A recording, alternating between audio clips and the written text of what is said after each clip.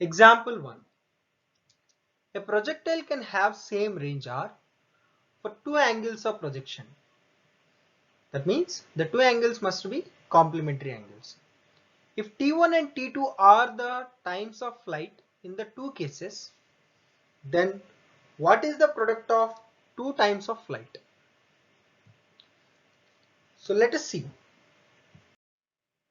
Since two projectiles are projected with same velocity but two different angles, therefore the ranges will be same. That means they must be projected with the complementary angles. If one projectile is projected with a velocity u at an angle theta, it would have gone like this and reach over here.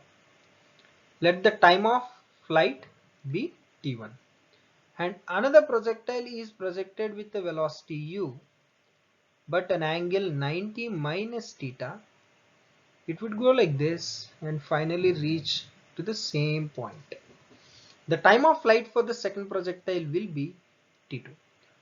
We know that time of flight for the first projectile is equal to 2u sine theta by g, and time of flight for the second projectile is equal to 2u sine 90 minus theta, because the angle of projection is 90 minus theta by g. Therefore t2 is equal to 2u sine 90 minus theta is cos theta by g. So the product of t1 and t2 would be 2u sine theta by g into 2u cos theta by g, which is 4u square sine theta cos theta by g. So let it be in equation 3. And we know the range formula, since we need to calculate the relation between range and time of flights. So range is equal to u square 2 sine theta cos theta by g. Therefore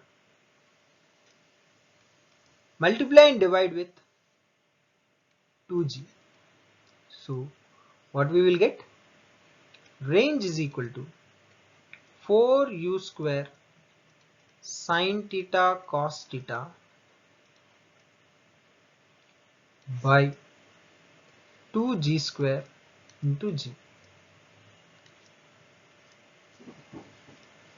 So 4u square sine theta cos theta by g square can be written as t1 t2. Therefore r is equal to 1 by 2 into g into t1 t2.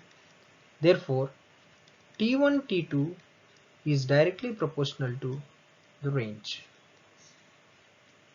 Since g is constant, 2 is constant, therefore t1 t2 is directly proportional to range.